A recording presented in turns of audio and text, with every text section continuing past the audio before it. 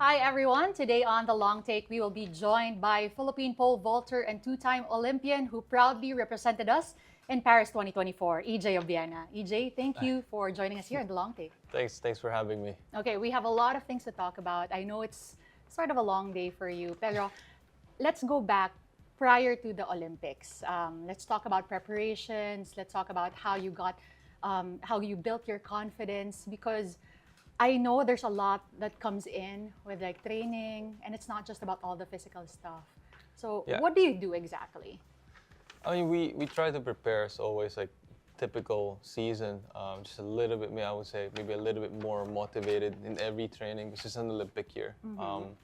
Yeah, but then again, I was kind of plagued with small injuries here and there, and it's been, I would say, preparation was quite a rough prep going into Olympics. Not ideal. But it is what it is, and I think still going into Olympics, we did what we could with the circumstances we're dealt with, and yeah, I mean it ain't perfect, that's for sure. A lot of challenging things that you had to face during the preparation. But again, I want to go back to the littlest things, because I remember back then, the last time we spoke was late last year, where you said the only time that you had a little treat, like a milk tea, was when you came back to the Philippines. Yeah. So just talk about everything that you had to give up to be able to just be prepared for Paris 2024. It's a lot of things. I think the sacrifice, I wouldn't say it was kind of big, and I didn't really think it was a sacrifice. It was a step that I need to take to be there, to be where I'm at, and I know that that's what it takes for me to be in Olympics. Yeah, but I think mentally it was a bit exhausting for me to be fighting an injury that restricts my ability to train.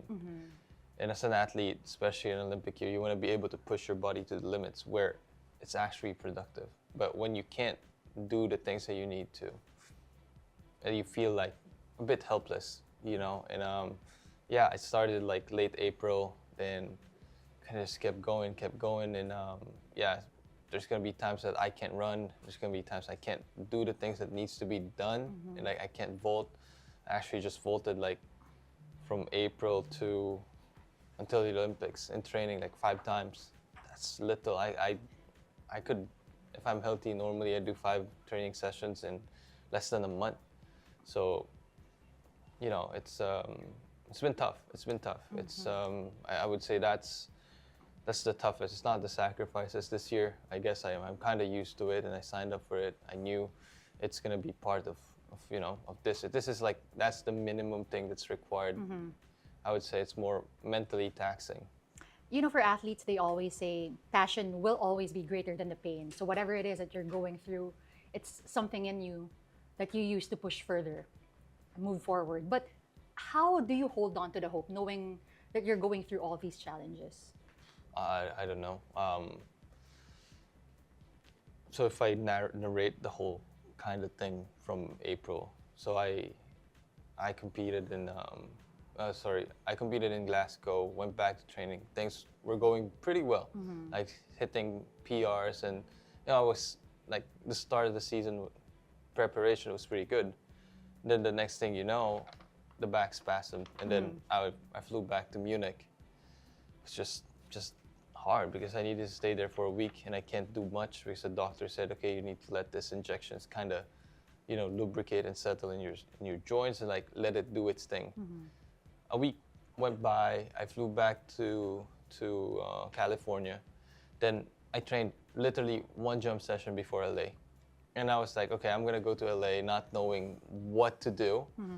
So hopefully it goes well. And my spirits were a bit low because I felt like I wasted the time. I was in a training camp.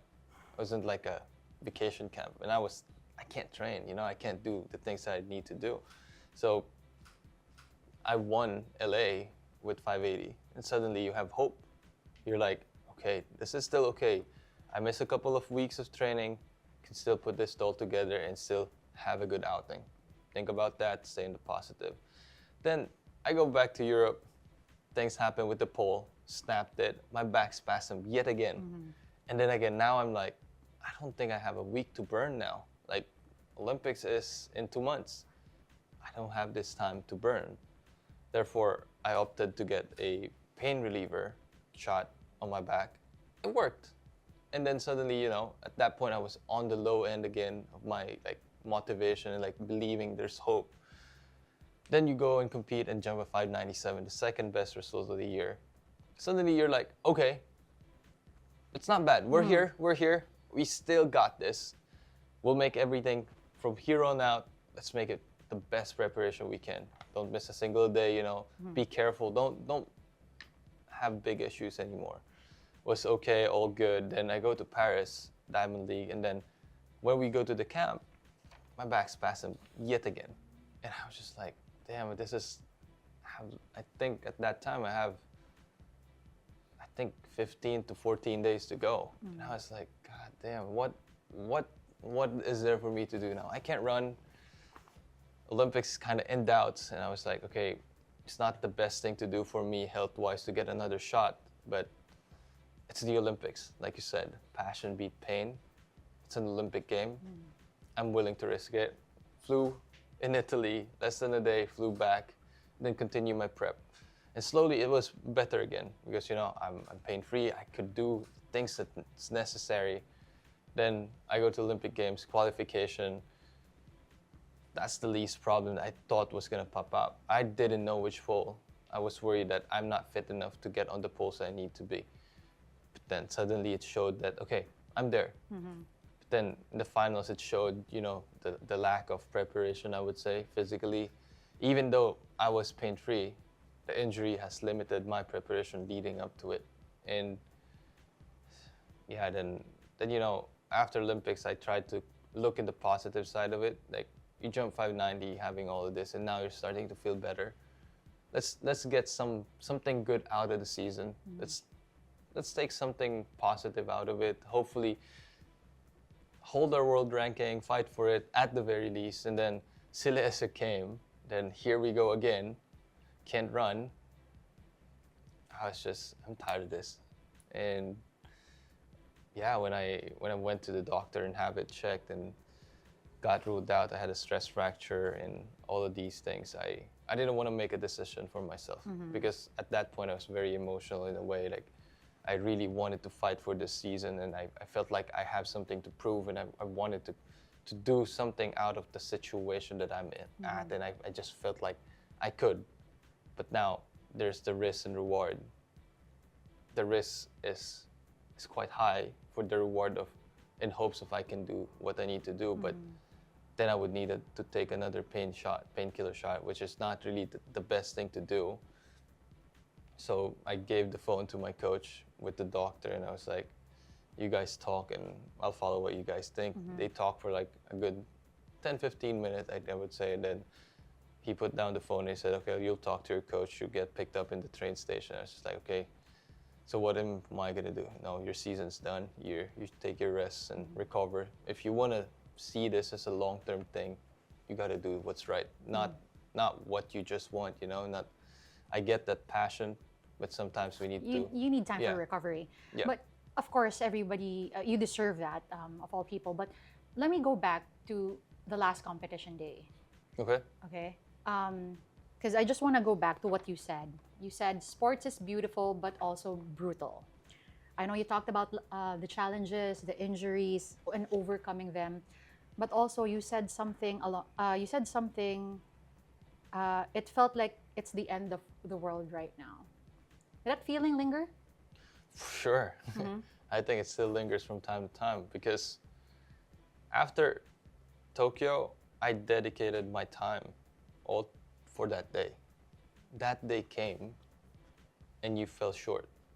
And that feeling sinks a hole in your chest, and you're just like, all of that sacrifices, all of that things I needed to go through, all of that for this.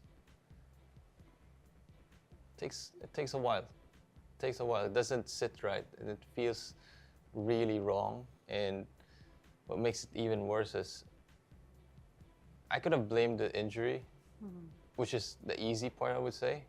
If I didn't make the final, I would say, well, it's been a rough year. If I made the final and, got into the last place, it's been a rough year. No, I was there. Despite everything else, I was a stat close. It was the same height. I think that made it even worse. It wasn't even it's like, if it was far, it is fine. If you're that close, it's worse. It's really painful, and I guess that's what I mean by sports can be beautiful. Sport has shown me the world. I've traveled, I've competed. I've done things that I've never thought I would, and has given me such a platform that a kid from Tondo would have never thought possible. But then, the brutal side of sport, and all those Olympians in all the field, there's less than 1% of them that would probably get a medal. It's a smaller chance you're actually going to win. That's the reality of the sport, and it counts in one day. All those 3 years that you work from Tokyo, it matters on that day. And on that day, there's only 3 guys on that podium, and the rest go home without the hardware. And that's the brutal side of it. It's very evident, nanghihinayang ka, no? But is this a reason why also you felt the need to apologize to your fellow Filipinos right after the competition? Looking back now, do you think you'd do it again? If I would apologize, yeah, for sure, because I failed. It's weird. People right now still congratulate me, and I don't know if I should say thank you, and that's why maybe if people congratulated me a while ago, it's like a bit iffy about it. It's not because I'm just like weird about it. It really makes me feel weird. I didn't win. I didn't get a medal. I didn't deliver what I'm supposed to do. Why are you guys congratulating? That's how I feel, and I do apologize for it, because I think as much as I did everything that I could, that's not what I promised to set out to do. That's not what the Filipino people expected of me, and that's not what I expected from myself. It's a harsh reality that I need to face, and I need to take responsibility of it. It might have been my bag and everything else, but it's on me. I set out to take part, and I set out to promise, and I did what I can, but I fell short. I fell short. Therefore, I should take responsibility of that, and it's a reality of life. It's reality, and we took our chances, and unfortunately, it didn't work out. And with all the things, the risk and reward, I played the game. It didn't pan out, and with that, I do apologize for, I would say, that poor outing, the lack of hardware to show for all the work that my team has done. It is a brutal side of sport. Can you tell us also what Coach Vitaly immediately told you right after that last jump that you took? He said it's not the end of the world. He said, life doesn't end here, but it felt like it, and I think I was like, it didn't sink in right away. Of course, you're like in a bit of a shock in the first few minutes, and I remember just putting my head down, and he was like saying, it's not the end of the world, it's been a rough season and all of that. And I get all of that. I understand what he's trying to say, but it doesn't make it less painful. It doesn't make it less of an emotional heartbreak, It's an experience that definitely would sting for quite a bit. He's right that it's not the end of the world, but it is an end of a chapter that I thought would end in a different way. And now it's done. You can't change it for a fact. Definitely is painful. You said you had your head down. Of course, everyone would want to see you hold your head up high, but who helped you do that? It's a lot of people, my team, also the Filipino people, the beliefs that they have, and of course the belief in myself, of course my team, my family, my girlfriend, and all. Of course they how do you say, they give me a perspective that I couldn't. But am I fully over it, like to just say, okay, we're done, and I don't think about it? It's like it's a thing of the past. It ain't. It still is a process. It still stings. It's still There's still the hole, but I didn't find peace. I think a while ago we said it pretty well. I didn't find peace yet, but I made peace with it. Therefore, I can move forward. Because at the end of the day, the sun is gonna shine tomorrow, and well, am I still gonna sulk? You talked about support, of course, your family, your friends, your team always behind you. But speaking of team, I'd also like to ask, what is your assessment of the support of the Philippine Olympic Committee to yourself as well as your fellow Filipino athletes? I think, again, I believe Philippine sports at the golden age. We waited 97 years for our first gold. We waited 3 years To get two more. Two more. Yeah. Like, can you imagine that? And the thought of that, like as I said, when Ate Heidi break that barrier, people start believing, and that belief is strong. And I'm very honored to be part of such a group, and I think we need to give what credit's due. Mayor Bambo Tolentino, the president of POC, is the guy running the Olympic Committee when all these things happen. And I'm very thankful for the PSC as well. With all the challenges that they're faced, I get it, the red tape and all of that, they try. As much as there are, of course, both parties have, still things to improve on, and definitely a lot of ways they could facilitate things better. We've got 3 goals, and hopefully not the last, and hopefully more to come. Aside from the POC, of course, it is with the help of Signal TV that we were able to organize a month-long training in MEZ. A lot of Filipino athletes were there. They talked about it. What do you think is the importance of just having that support prior to the games proper? I think the support shouldn't just be in the games proper or a few months before. This is a 4-year cycle. Like right now, if you want to go to LA, you start now. You start planning now. Hopefully you get the support that you need, because then again, when I said I prepared, if the Olympics was last year, I would probably have ended in a better place. If Olympics was 2 years ago, it would have been different. The athletes need this support, not just before the games. And of course, I'm very thankful with Signal for doing all the things that they could, and even setting up camp. And I think that helped. That helped a lot for Kaloy, because he was able to use the equipment that he needs. Unfortunately for track, they don't really have the stuff that we need there. So what can I say? I mean, very blessed to be in such a place, and very thankful that, I wouldn't say third party, but outside factors like the private entities are finally stepping up. We need to admit it. It's a actual fact that Philippines is a third world country. We don't have the best funds to give to our athletes. That's all right, but we gotta make ends meet. And I think Signal did that for us, and I'm very thankful for that. Thank you for you guys, like doing everything that you can. And I really hope that it wouldn't be the last, and I hope it's gonna be a continuous thing. And we need it. The support of Signal also, it's not just for the training camp proper. It's not just for the equipment. It's us being able to tell your stories, you and every single Filipino Olympian. How important is it to showcase not just the Olympian side of a person, but the human side as well?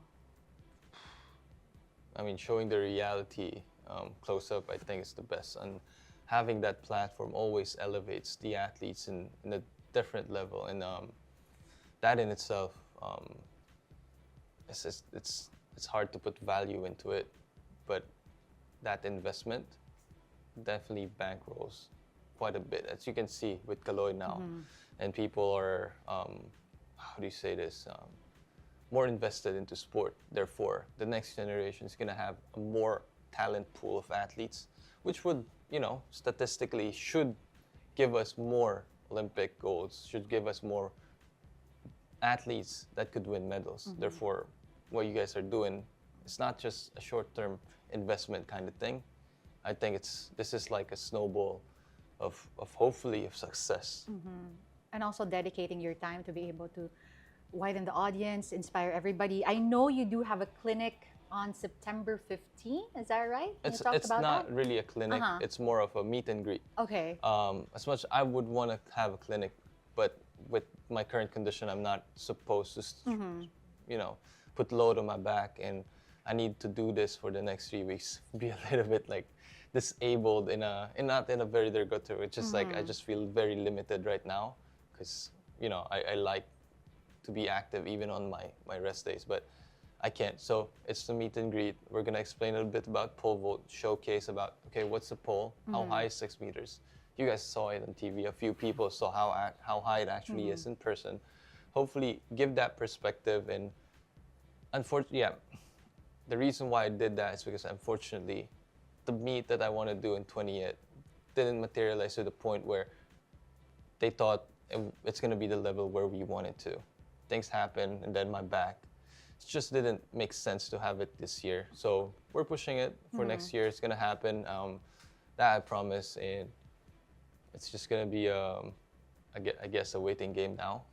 Okay, so just to clarify, it's a meet and greet where you will also talk about pole vaulting. For right? sure, for sure. What does it mean to you now that you're getting more people interested in pole vaulting? Because like you know what you mentioned and what we talked about earlier last year is that not a lot of people know a lot about pole vaulting. Well, now the interest is at all-time high in Philippines, and I think that's a good thing.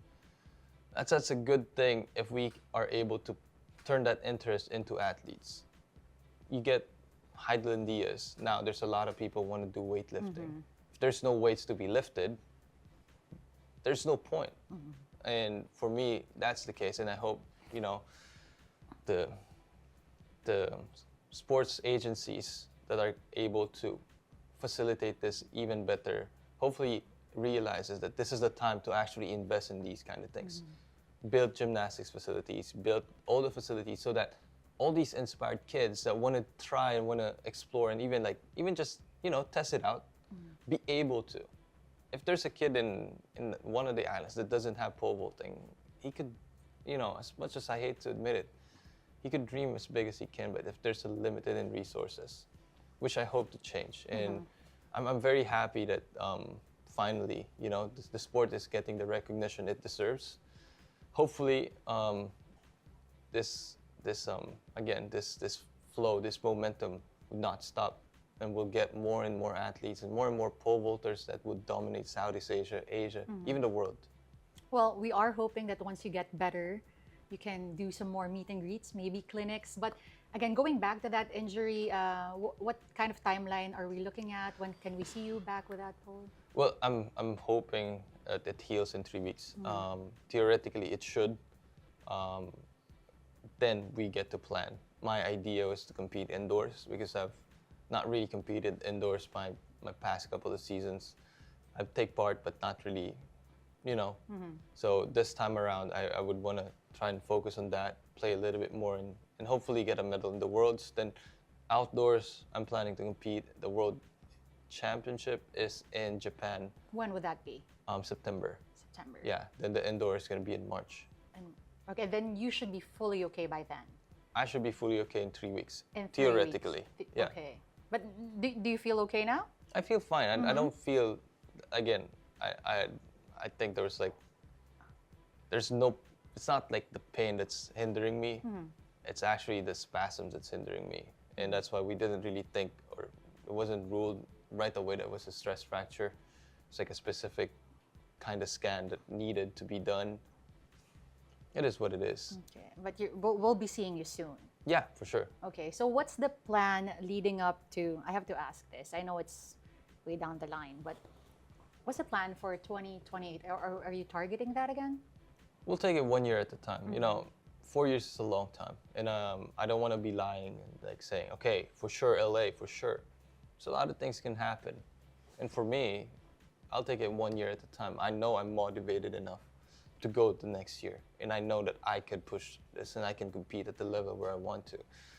But things happen. What if it doesn't? What if it's not anymore? Am I gonna waste taxpayer money and continue to train if I'm not committed anymore? Then it's not really worth my while. It's not worth my while. It's not worth my 78-year-old coach's while to train me if I'm not there fully. Therefore, if I'm being honest, I'll take it 1 year at a time. And that doesn't mean that I'm not going to be in LA. And if I'm being honest, the more the time passes, and I'm probably going to be there more than not. Okay, the reason why I ask is because, again, going back to the last conversation we had, you said you were also considering practicing your profession. Yeah. So, well, for the next year, I think I'm looking at angles on how I could finish it without hampering the way I would be able to compete. Because what really motivates me right now is I want to be the best athlete my coach has ever trained. It's a big shoe to fill, but that's something I want to do. And I hope I'm able to achieve that and be able to give him that joy of producing someone yet again at that level. And yeah, that really motivates me, and that doesn't have a timeline like before, you know. And it's not like Paris said, okay, Paris is done and done. And this one's a little bit more flexible, kind of malleable of a goal. It's not easy, definitely. I don't know if it's even realistically easy for me to, or realistically possible. Yeah, I think so. But still, like, you know, it's one of those things that kind of is a long shot. Well, whatever you decide on will be behind you. Lastly, do you have any message for all the Filipinos who have supported you all throughout the way? Thank you very much, everyone, for supporting. I think not just me, the whole Philippine team, and thank you so much for all the love and support that I've received. You guys have made this journey really one of a kind, and I'm truly blessed to be in such a position. Therefore, I owe it all to you guys. Maraming salamat po. And we are honored to have you again. Thank you for joining us here. Thank you. And the long take, that was EJ Obiena.